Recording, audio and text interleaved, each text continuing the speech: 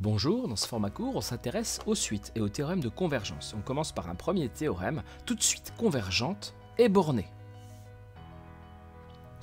Donc si vous partez sur une suite qui a une limite, eh bien tous les termes de la suite sont compris entre deux nombres. En revanche, et ça c'est important, la réciproque est fausse. La réciproque est fausse, hein, un exemple vraiment flagrant, si vous prenez la suite -1 puissance n, elle est bornée, puisque tous les termes de la suite sont entre -1 et 1. En revanche, elle n'a pas de limite, hein, cette suite.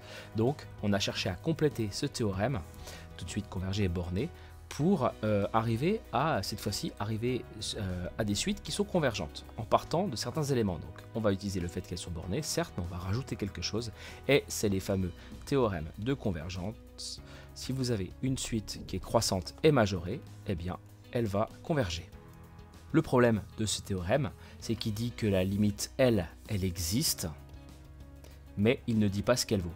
Donc l'énoncé sera toujours complété par quelque chose du style « on admet que f de L égale L ». C'est ce qu'on appelle le théorème du point fixe, qui n'est plus au programme. Donc ça, on vous l'apportera toujours.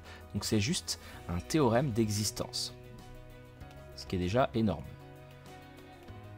Et donc, deuxième partie de ce cours, on va maintenant s'intéresser aux suites divergentes. Alors, qu'est-ce qu'on va pouvoir dire des suites divergentes?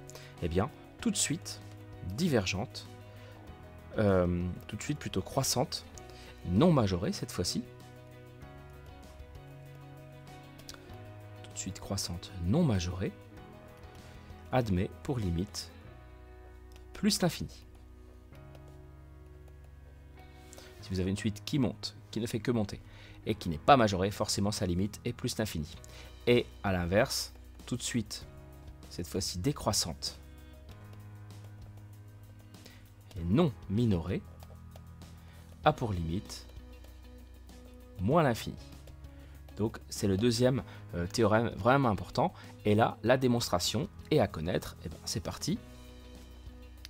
Donc cette démonstration à connaître, hein, exigible au bac, vous prenez une suite UN qui est croissante et non majorée, et donc on va créer un intervalle I du type A plus l'infini, sachant que A c'est un réel quelconque. Ça veut dire quoi que UN est non majoré? Ça veut dire qu'en fait il existe un rang N0 tel que U d'indice N0 est plus grand que A. Ça veut dire ça non majoré.